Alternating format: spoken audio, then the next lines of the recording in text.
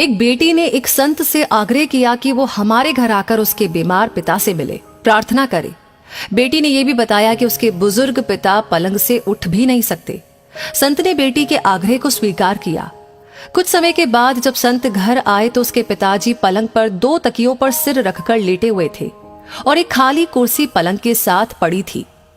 संत ने सोचा कि शायद मेरे आने की वजह से ये कुर्सी यहां पहले से ही रख दी गई हो। संत ने पूछा, मुझे लगता है कि आप मेरे ही आने की उम्मीद कर रहे थे। पिता ने कहा, नहीं, आप कौन हैं? संत ने अपना परिचय दिया और फिर कहा, मुझे ये खाली कुर्सी देखकर लगा कि आपको मेरे आने का आभास था। पिता ने कहा, ओह, यह बात नहीं है। आपको अगर बुरा ना लगे तो कृपया कमरे का दरवाजा बंद करेंगे क्या?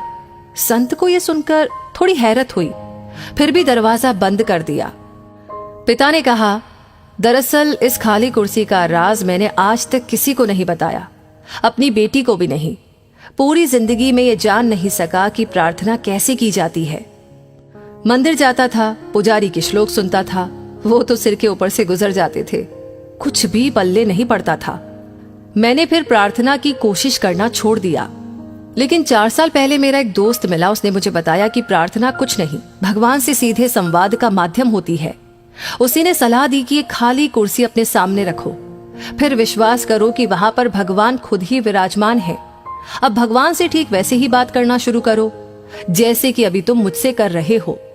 मैंने ऐसे ही करके देखा, मुझे बहुत अच्छा लगा। फिर तो मैं रोज 2-2 घंटे ऐसा करके देखने लगा। लेकिन ये ध्यान रखता था कि मेरी बेटी कभी मुझे ऐसा करते ना देख ले। अगर वो देख लेती तो परेशान हो जाती या फिर वो मुझे मनोचिकित्सक के पास ले जाती। ये सब सुनकर संत ने बुजुर्ग के लिए प्रार्थना की, सिर पर हाथ रखा और भगवान से बात करने के क्रम को जारी रखने के लिए कहा।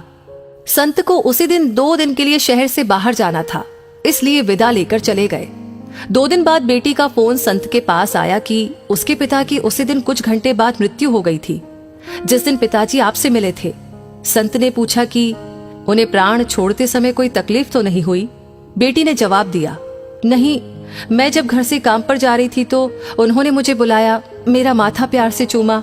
ये सब करते हुए उनके चेहरे पर ऐसी शांति थी जो मैंने पहले कभी नहीं देखी थी। और जब मैं वापस आई तो वो हमेशा के लिए आंखें मूंद चुके थे। लेकिन मैंने एक अजीब सी चीज भी देखी। पिताजी ऐसी मुद्रा में थे जैसे कि खाली कुर्सी पर किसी की गोद में अपना सिर झुकाए हो। संत जी, वो क्या था? ये सुनकर संत की आंखों से आंसू बह निकले। बड़ी मुश्किल से बोल पाए, काश मैं भी जब दुनिया से जाऊं तो ऐसे ही जाऊं।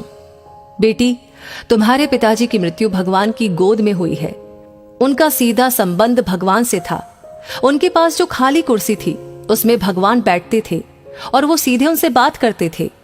उनकी प्रार्थना में इतनी ताकत थी कि भगवान को उनके पास आना पड़ता था।